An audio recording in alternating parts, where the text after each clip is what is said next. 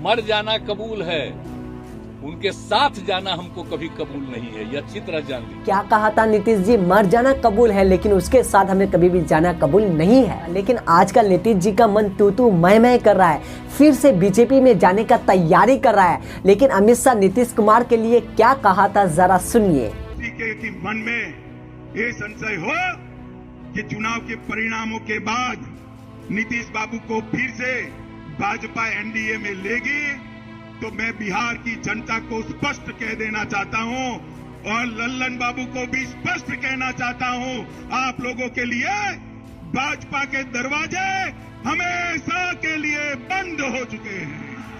माताओं भाइयों, सुनिए ना क्या कहा था अमित शाह। नीतीश कुमार के लिए हमेशा के लिए भाजपा का दरवाजा बंद हो चुके हैं। लेकिन ये कौन सा दरवाजा है जनाब जिसमें लगे हुए ताला को किसी भी चाबी से खोल देते हैं? ये कौन सा ताला है जनाब, जरा सा बताइएगा ताला और चाबी का बारे में, जिसमें दरवाजा का कोई भी महत्व नहीं रहा। जब ताला और चाबी ही मिल जाता है तो दरवाजा का कौन सा काम होता है? वो तो खोलेगा ही ना। यहाँ पर तो खोल गया है, तो दरवाजा को भी समझिए, ताला को भी समझिएगा, चाबी को भी समझिएगा। वो अमित शाह जो कहा था दरवाजा बंद हो चुके हैं, इसीलिए हम दरवाजा खोलने का बात बोल दिए हैं, जो ताला और चाबी का बारे में। वजीर आजम बनेंगे हमारे अरमानों को तोड़कर।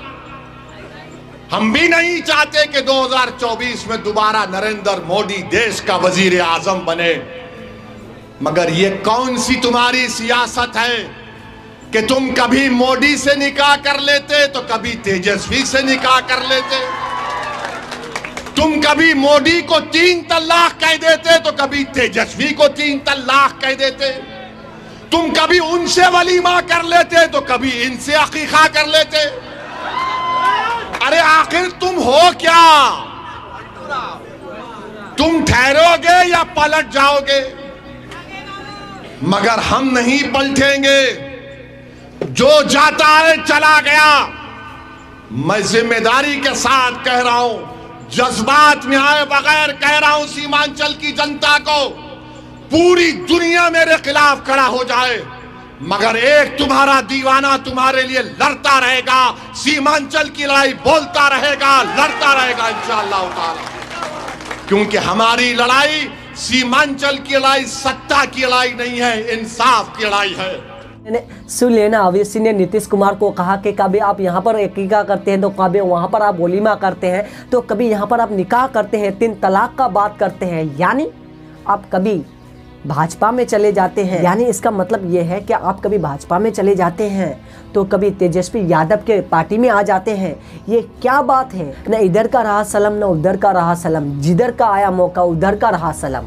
ये क्या चल रहा है नीतीश जी? जानते हो आप इससे क्या हुआ? नीतीश जी का जो फेस वैल्यू है ना नीतीश जी का, वो बहुत ही ज़्यादा ख़त्म हो चुके हैं, इतना ज़्यादा नहीं रहा।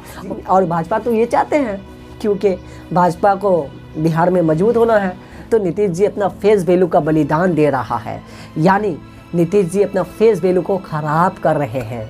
वही बिहार के गांव-गांव में जा कर के हलचल मचाने वाला, यानी राजनीतिक में बात करने वाला प्रशांत किशोर 2 शब्द में कहा कि नीतीश कुमार अगर 2024 में चुनाव लड़ेगा तो उसको 5 भी सीट नहीं मिलेगा बिहार में। और इसी के साथ ये भी कहा कि महागठबंधन के साथ, जरा सुनिए क्या कहा। नीतीश कुमार के दल जदयू को महागठबंधन में अगर वो लड़ेंगे तो उनको 5 सीट भी नहीं आएगा।